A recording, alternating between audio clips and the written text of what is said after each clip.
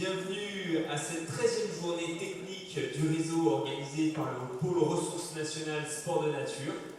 Nous sommes vraiment ravis de vous accueillir aussi nombreux ce matin dans ce bel hôtel départemental du département du Pas-de-Calais que nous souhaitions remercier son président et toutes ses équipes pour leur accueil et le soutien qu'ils nous ont apporté dans l'organisation de cette journée. Je me présente, Pierre-Emmanuel Danger, je suis dirigeant d'un cabinet conseil en stratégie de territoire, en stratégie d'aménagement, en développement d'activités de pleine nature, et j'aurai l'honneur de modérer cette journée, de faire passer le micro entre les intervenants, d'assurer les bons échanges, les bonnes interactions avec le public, mais aussi la lourde responsabilité d'assurer le timing pour que nous puissions terminer dans les temps. Je vous demanderai simplement, avant qu'on rentre dans le vif du sujet, de mettre vos téléphones en mode avion, voire même de les éteindre, un peu de déconnexion pour pratiquer ou discuter d'activités de pleine nature sera de mise. Donc n'hésitez pas, profitez de cette journée, elle est là pour vous. Plus vous serez dans les échanges, plus vous serez impliqués, plus cette journée n'en sera que plus riche. Je vous en remercie. L'ambition présidentielle en 2017 a fixé un objectif à 3 millions de pratiquants sportifs. En 2018, le baromètre national sur la pratique sportive nous disait que 66% des plus de 15 ans ont eu une pratique sportive principalement à l'extérieur, en pleine nature, sur les 12 derniers mois. L'attrait pour l'environnement, pour la reconnexion à notre milieu naturel, est aujourd'hui en plein développement. Les politiques en faveur du sport santé, le développement exponentiel du vélo, de la marche, de la randonnée ces dernières années, montrent que les sports de pleine nature sont résolument en phase avec les valeurs et les aspirations de notre société contemporaine. Dernier fait en date, les Jeux Olympiques de Paris 2024 qui ont proposé au CIO d'intégrer 4 nouveaux sports, parmi lesquels 2 sports qui peuvent se pratiquer en indoor et en outdoor, le breakdance et le skateboard, et 2 sports qui se pratiquent également en indoor et en outdoor, mais qui ont pris racine résolument dans l'outdoor, l'escalade et le surf. Un fait important qui nous montre que les activités de pleine nature aujourd'hui sont devenues un enjeu crucial, même pour des méga-events comme les Jeux Olympiques. Donc aujourd'hui, nous allons avoir le plaisir d'échanger sur les enjeux, sur l'opportunité que proposent les activités de pleine nature dans le développement du sport de manière générale, au travers des différentes cibles, au travers des différentes structures qui portent ce développement. Mais avant cela, je voudrais accueillir la présidente de la commission éducation, sport, culture et citoyenneté pour le département du Pas-de-Calais, Madame Annie Brunet, qui a quelques mots à nous dire. Vous pouvez l'applaudir.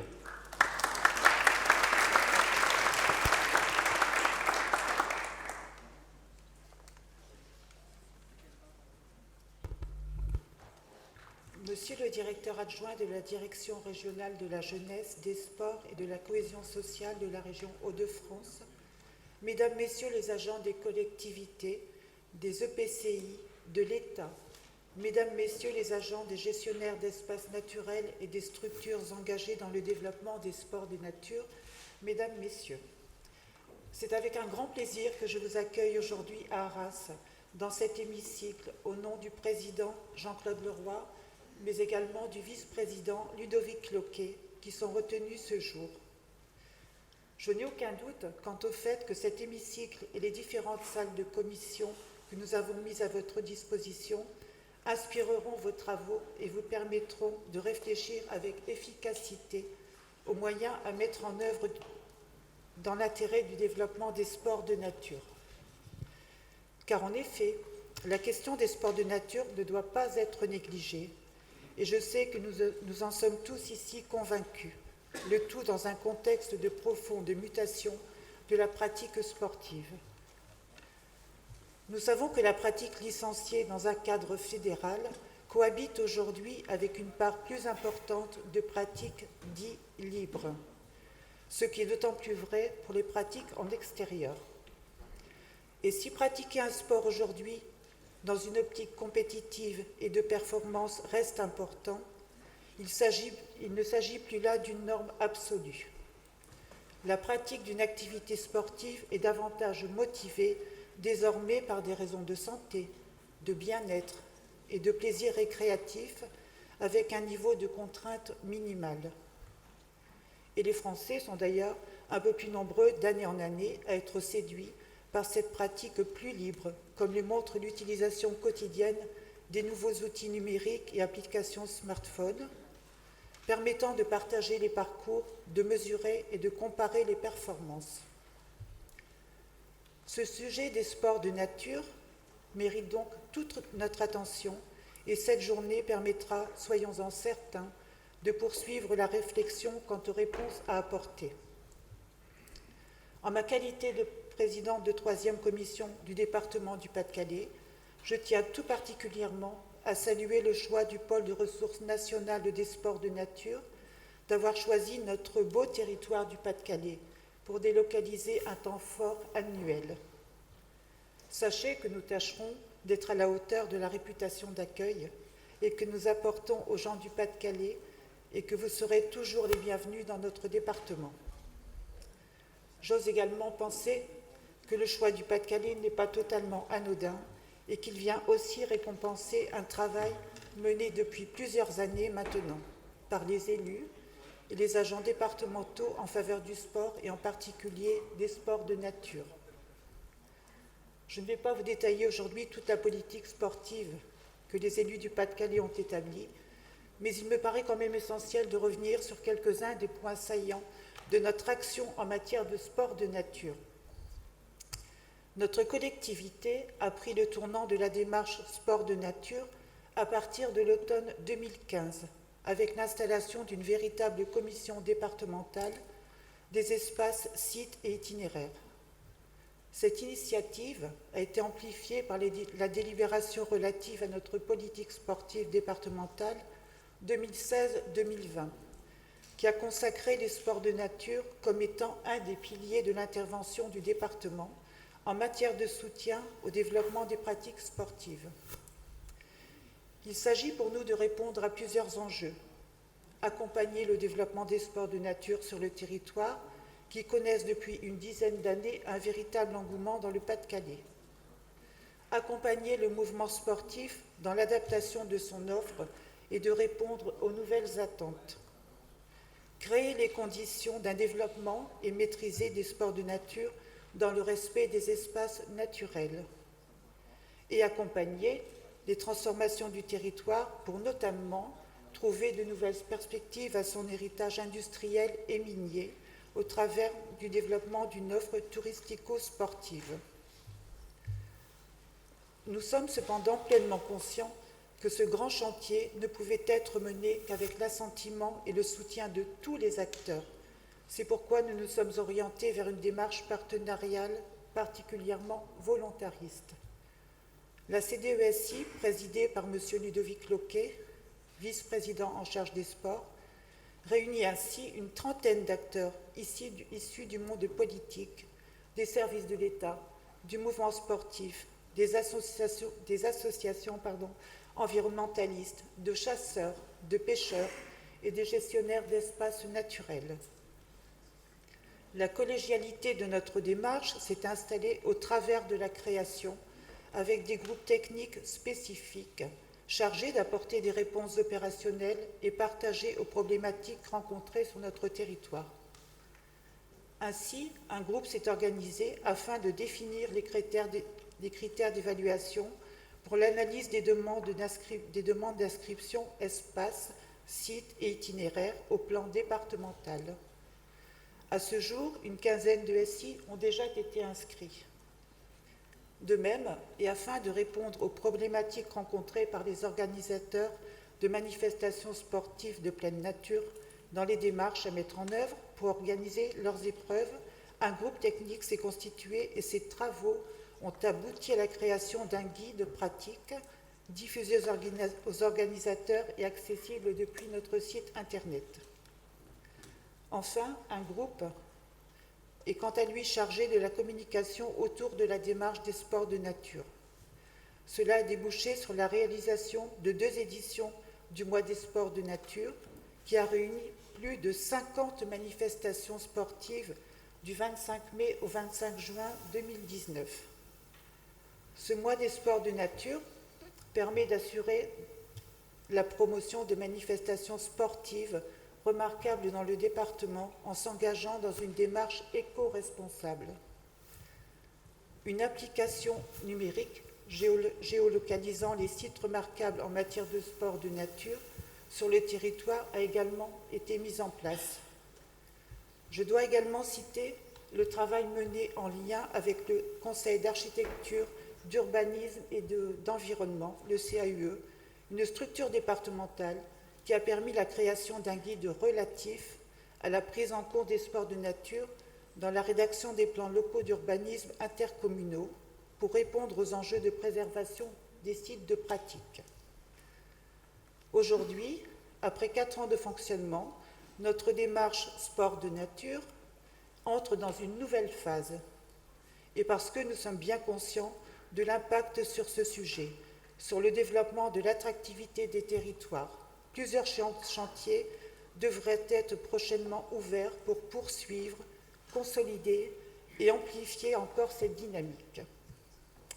Voilà, en quelques mots, je souhaitais vous remercier de votre mobilisation également et de notre action sur ce sujet important. Je souhaite bien entendu féliciter l'ensemble des personnes qui se sont mobilisées dans l'organisation de cette journée. Étant retenu le reste de cette matinée pour la réunion de ma 3e commission, que j'ai l'honneur de présider, je vais donc devoir vous quitter dans quelques instants, mais je tenais à vous accueillir ce matin au nom du conseil départemental et de ses élus qui sont honorés de votre venue aujourd'hui. Il ne me reste plus qu'à vous souhaiter d'excellents travaux, une très bonne journée à tous et à toutes. Je vous remercie de votre attention.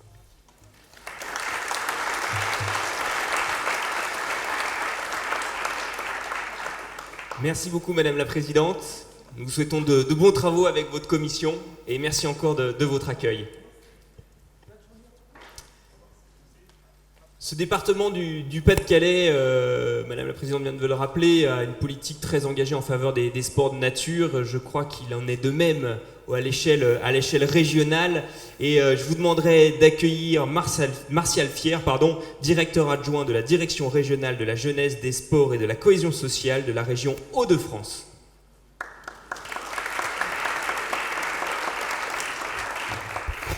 Merci au Conseil départemental du Pas-de-Calais d'accueillir donc cette réunion journée technique nationale des sports de nature donc organisée par le pôle ressources.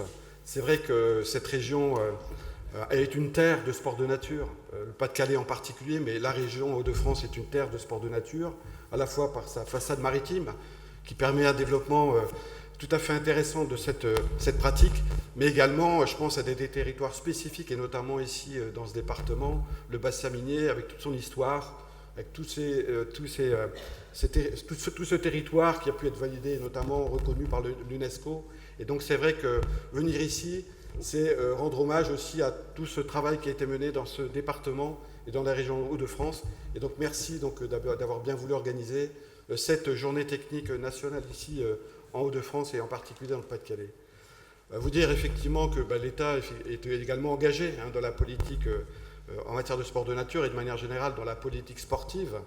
Rappeler les grandes orientations de l'État qui est développer la pratique sportive pour le plus grand nombre et également développer l'accès à la pratique sportive pour ceux qui en sont le plus éloignés et notamment dans les territoires les plus défavorisés. Je pense notamment aux quartiers politiques de la ville, mais également aux ZRR et tous les territoires qui sont liés par des contrats de ruralité. C'est vrai que dans cette région, là aussi, on est significatif par le nombre de quartiers prioritaires, 199 quartiers prioritaires politiques de la ville dans cette région. Ça montre bien aussi tous les enjeux de développement de la pratique. Alors vous parliez de la pratique sport de nature, donc on est vraiment outdoor, et vous évoquiez le breakdance, etc. Et je pense que tous ces enjeux-là de pratique extérieure au-delà des sports de nature à un enjeu fort dans notre région. Et j'étais pas plus tard qu'il y a quelques semaines à Roubaix, où il y avait le lancement du Tour de France, justement de cette pratique outdoor et également au niveau urbain. Et donc c'est important aussi d'évoquer ce sujet de développement de la pratique sportive en milieu urbain, même si aujourd'hui on est plutôt sur l'aspect sport de nature. Vous dire également que, vous l'avez cité, 3 millions de pratiquants en plus d'ici 2024, enjeu majeur, et donc tout ce qui pourra favoriser le développement de la pratique, eh bien, il faut que vraiment on y contribue collectivement. Et je pense que par le biais de cette réunion, on voit bien qu'il y a aussi une volonté, une action dynamique qui a envie d'être développée en la matière pour atteindre cet objectif. Rappelez que le développement maîtrisé des sports de nature, ça s'articule autour de quatre axes. D'abord, garantir l'accès aux lieux de pratique, et notamment concilier les usages, parce qu'on sait bien que ce n'est pas simple d'organiser les sports de nature dans des lieux particuliers, dans son environnement. Donc sensibiliser également l'environnement et les pratiquants à cet environnement. Troisième axe, c'est développer une offre qualité encadrée de la pratique, et aussi promouvoir la diversification des activités selon le milieu, qu'il soit aquatique, qu'il soit nautique, qu'il soit terrestre ou aérien. Dans une région où le taux d'équipement est très en deçà du niveau national, c'est vrai que développer ce type de pratique et développer les équipements pour encore améliorer la pratique sportive dans notre région est vraiment important. Et donc, il faut véritablement que l'ensemble des acteurs puissent se mobiliser autour de cet objectif. Vous dire que la DRJSS, effectivement, est engagée dans cette dynamique en matière de sport de nature. Cela fait maintenant quelques années que nous développons un réseau sport de nature en région. Il est aujourd'hui constitué de 200 acteurs, ce qui montre bien la dynamique aussi impulsée au niveau régional en la matière. Et c'est vrai que depuis quelque temps, nous avons souhaité développer ce réseau en lien avec le comité régional olympique et sportif. Et je salue le président du comité départemental olympique et sportif du Pas-de-Calais, qui est présent parmi nous. Et c'est vrai qu'il y a une volonté collective, véritablement, de développer ce réseau et de faire en sorte qu'au-delà de la pratique sportive non licenciée, on puisse aussi, à un moment donné, faire en sorte que cette pratique puisse amener aussi un certain nombre de licenciés dans l'ensemble des disciplines sportives qui peuvent être pratiquées outdoor. Et donc c'est vrai que cet enjeu, je le disais, de mutualiser nos compétences, nos moyens pour aller plus loin dans le développement de la pratique, eh bien, on essaie de l'impulser par le biais de ce travail en réseau avec le mouvement sportif. Et insister aussi sur la collaboration du niveau départemental, je pense notamment au DDCS et en particulier les collègues du Pas-de-Calais qui sont aussi présents ici parmi nous dans cette enceinte. Deuxième temps, au-delà de l'animation d'un réseau, c'est valoriser et soutenir les ressources du territoire de proximité et donc de faire en sorte de pouvoir accompagner des actions qui se déploient sur le territoire. Et donc nous avons lancé un appel à projet régional pour permettre justement le développement de cette offre de qualité et de faire en sorte qu'au travers des sports de nature qui sont pratiqués, on puisse davantage développer les valeurs éducatives en la matière. Donc c'est globalement 50 000 € qui ont été déployés cette année pour la mise en œuvre de ce projet qu'on essaiera de renouveler, si c'est possible, l'an prochain. La DRJSS s'implique aussi dans tout ce qui concerne la réglementation pour permettre à ce que la pratique sportive, notamment le sport de nature, puisse se développer dans des zones où véritablement les contraintes sont telles qu'il est parfois un peu compliqué de pouvoir pratiquer. Et donc, se réunir autour d'une table avec l'ensemble des services de l'État pour essayer de faire en sorte que la pratique sportive dans le milieu naturel puisse se développer en essayant de conjuguer les intérêts des uns et des autres, eh bien, c'est vraiment aussi notre travail au quotidien pour permettre justement à l'ensemble des pratiquants de pouvoir développer leur pratique, même dans des lieux qui, a priori, peuvent poser quelques difficultés. Vous dire également que nous souhaitons encourager l'intégration des activités de sport de nature au sein des projets pédagogiques des accueils collectifs de mineurs. Au-delà des projets pédagogiques qui peuvent se mettre en place dans ce territoire, vu les enjeux, vu les possibilités qui nous sont offertes dans notre territoire régional, eh bien c'est là aussi un projet que nous avons souhaité porter et que nous travaillons collectivement avec les organisateurs d'ASEM, avec les DDCS et avec le concours du niveau régional, bien entendu. Troisième point d'implication, c'est accompagner la définition des projets sportifs des territoires et notamment avec notre compétence en ingénierie territoriale. C'est important aussi de dire que nous pouvons accompagner le développement d'un projet de territoire associant un certain nombre de sujets, et notamment l'activité physique et sportive. Et donc, l'accompagnement du déploiement de diagnostic territorial approfondi, porté par notre direction, permet justement de faire du lien et de permettre le développement d'un certain nombre d'activités. 3 DTA ont été lancés récemment dans notre région sur des territoires qui nous apparaissaient prioritaires. J'ai parlé tout à l'heure du bassin minier, avec l'engagement pour le renouveau du bassin minier qui a été signé ici par le Premier ministre avec l'ensemble des collectivités, montre bien que là, il y avait des enjeux aussi de développement de cette pratique, et donc d'accompagner notamment la communauté d'agglomération de Lens-Liévin dans ce projet a été pour nous prioritaire dans la mesure où la communauté en était volontaire. Et donc l'objectif pour ce territoire est d'offrir des sports de nature et mettre en activité la population qui aujourd'hui est dans une situation, je ne l'ai pas indiqué, mais vu les indicateurs de santé défavorables et l'intérêt de développer la pratique sportive pour la santé, eh bien, dans ce territoire, je pense que c'est un enjeu et on essaiera d'y répondre aussi par cet accompagnement. Je parlais du bassin minier avec là aussi un enjeu notamment sur l'emploi et la professionnalisation dans le champ des sports de nature que nous essaierons de travailler au travers, là aussi, un DTA. Et puis, dernier territoire, c'est à la limite du nord et du département de l'Aisne. C'est un projet qui est porté sur la Thiérache, donc dans le département de l'Aisne, et qui concernera l'attractivité du territoire par les sports de nature, pour justement développer aussi tout ce qui concerne le milieu associatif qui aujourd'hui est un peu en déshérence sur ce territoire. Tout ça, ça s'inscrit véritablement dans des feuilles de route régionales portées par l'État dans le cadre de plans territoriaux dont je viens de vous parler.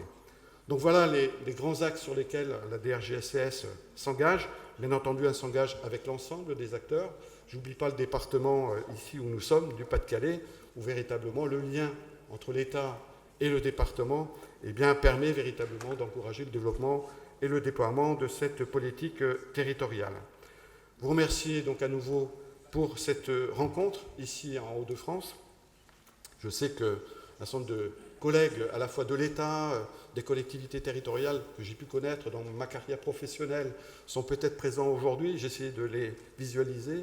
Je n'ai pas encore eu l'occasion de bien les identifier, mais ça sera aussi pour moi l'occasion peut-être aujourd'hui de faire des rencontres professionnelles que j'ai pu avoir préalablement ou en faire d'autres, de nouvelles rencontres. Donc je passerai un peu de temps ce matin. Je serai obligé de me libérer sur le midi, mais j'espère que vous allez passer une bonne journée, de bons travaux, et donc je souhaite pleine réussite dans cette journée. Merci beaucoup.